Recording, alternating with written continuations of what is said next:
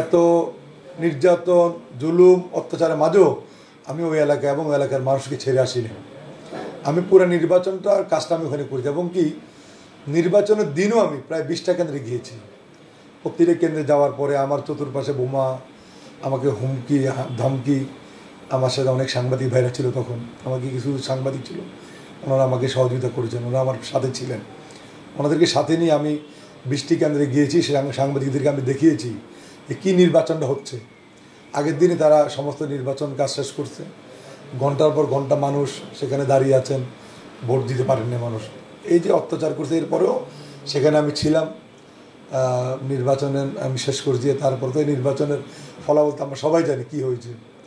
তখন থেকে আমি ওই আসনে কাজ করছি। এরপরে আপনারা জানেন যে ঢাকাতে আমি তখন যুবদলের প্রেসিডেন্ট ছিলাম, পরবর্তীতে বিএনপি মেম্বার সেক্রেটারি ছিলাম। আমার বিরুদ্ধে অনেক মামলা, হুলিয়া, গ্রেপ্তার, নির্যাতন সবই হয়েছে। এরপরও আমি ঢাকার পাশাপাশি আমাদের নেত্রী, আমাদের মা, ওনার যে আসনটি সেটাকে আমি কখনো ফাঁকা রেখিনি।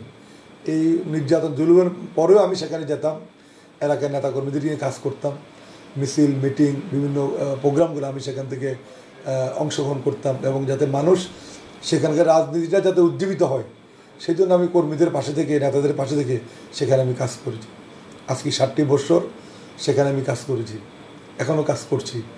এখন আমি প্রতি সপ্তাহে 4 দিন 5 দিন, কোনো সপ্তাহে 6 দিন আমি সেখানে থাকি। কারণ আমাদের ভারপ্রাপ্ত চেয়ারম্যান সাহেবের নির্দেশ দিয়েছেন যে তুমি ফেনীতে থাকবা, ওখানে তুমি বেশিরভাগ সময় তুমি এখন থাকবা, যেহেতু নির্বাচন সামনে। ওনার নির্দেশে আমি সেখানে এখন থাকি বেশিরভাগ সময়।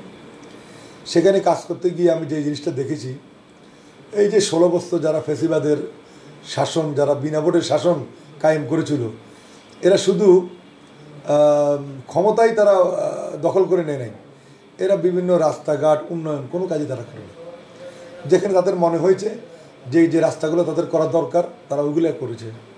যেখানে তাদের এমপি বলেন, চেয়ারম্যান বলেন, বা তাদের কোনো গুরুত্বপূর্ণ নেতা বলেন, তাদের বাড়ির আশেপাশে যে রাস্তাগুলো সেগুলো উন্নয়ন হয়েছে। গতকালকে আমি একটি সাঁকো, আমাদের দলের নিজেদের নেতাকর্মীদের উদ্যোগে আমরা একটা সাঁকো তৈরি করছি একটা নদীর উপর।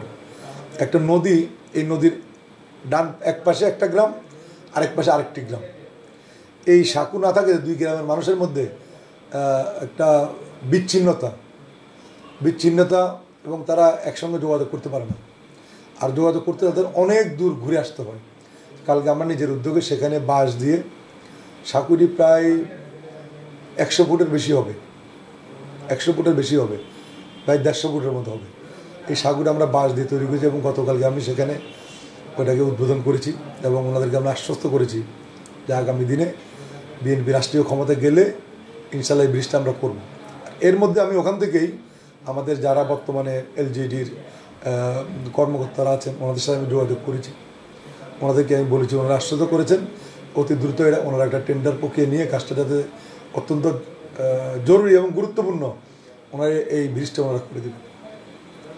এরপর দেখেন গত কয়েকদিন আগে আমি একটা জায়গায় একটা পথসভা করেছি, সেখানে যাইতে আমি আমাকে গাড়ি দিয়ে যেতে পারিনি, মানে রাস্তাঘাট এত খারাপ। সেখানে আমি হুন্ডা দিয়ে যাই, এক এলাকার মানুষের অনেক দুঃখ কষ্ট তারা আমাকে শেয়ার করেছে। তখন তাৎক্ষণিক আমাদের কিছু যুবদলের নেতৃবৃন্দ ওখানে ছিলেন, তারা দেখছে যে গতকালকে তারা নিজেরা স্বেচ্ছাশ্রমে নিজেদের আর্থিক টাকা দিয়ে নিজেরা টুকটাক যারা আছে সবাই কিছু হেল্প করে সেই রাস্তাটা কালকে আমরা যে গর্তগুলো আছে সেখানে আমরা সলিং করেছি, বালু দিয়েছি। প্রায় সেখানে 4 কিলোমিটার রাস্তা, অনেক বড় রাস্তা। এই রাস্তাতে আমরা কাজ করতেছি, এই রাস্তাটা আমরা করে দিব। এছাড়াও আমরা বিভিন্ন জায়গায় যে রাস্তাগুলো অনেক খারাপ, যেখানে মানুষ চলাফেরা করতে পারতেছে না, বা এই সরকার আসার পরও তো ওনাদের দ্বারা সম্ভব না একদিনে সব রাস্তা করে ফেলবে। আর আমাদের অর্থনৈতিক অবস্থা সেটা আমি যেমন জানি সবাই জানে অনেক খারাপ। ইচ্ছা করলে সরকারের পক্ষে এখন অতি দ্রুত সব রাস্তাঘাট করা সম্ভব না। আমরা এই সমস্ত যে রাস্তাঘাটগুলো আছেন যেগুলো 16 বছরে কোনো উন্নয়নের ছোঁয়া পড়ে নাই বা তারা ইচ্ছা করে কাজ করে নাই, এগুলো আমরা করতেছি।